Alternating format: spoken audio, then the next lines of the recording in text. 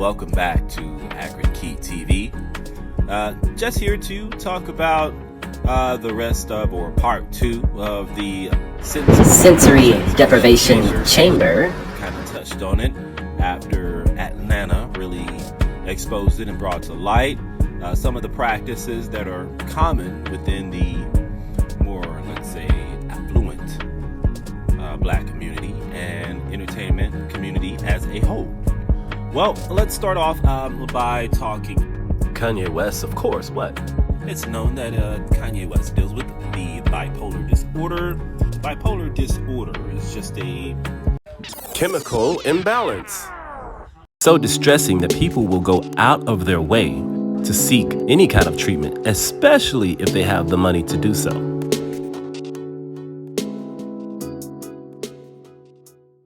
Us common folks may not be able to get. And as I spoke about before, the deprivation chamber is one of those things. I've been looking a lot into it, and you know, we did touch on how a lot of unalives have been linked to the deprivation chamber. You may or may not be familiar with Mr. Aaron James Trawick. Hell no. Aaron Trawick was unresponsive at 28 years old.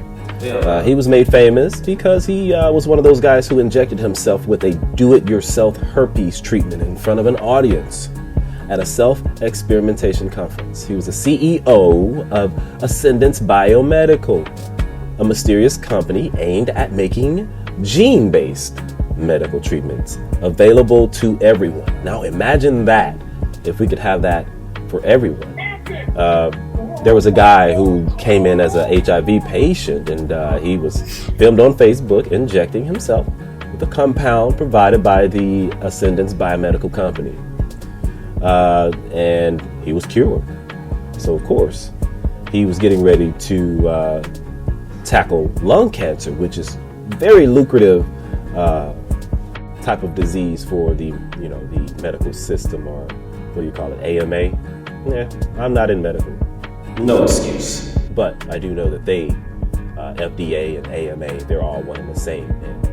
And you can't just come and say, hey, I cured this, or they're going to unalive you. So yeah, nevertheless, he was found in his sensory deprivation tank. That's what's so sad about it, is that he was going to make it available. Whenever you try to make something accessible, that's when you become inaccessible. And the only reason I brought him up was for 2 reasons. One, he was an affluent person. He was someone who had access to that type of treatment, which ultimately played a part in his demise under, in my opinion, malpractice, because of the fact that he had something that he was going to give to people for free. So in part 1, we talked about the desensory tank and how it came about. Now in this one was more so of how it's being used. Sometimes people who are lacking creativity will go there and try to seek treatment. So they make these things available. But there are instances where things go wrong, either by an accident or by, a perfect accident. So I just want you to be mindful of that, and also be mindful of desensitizing your brain. We're already desensitized enough.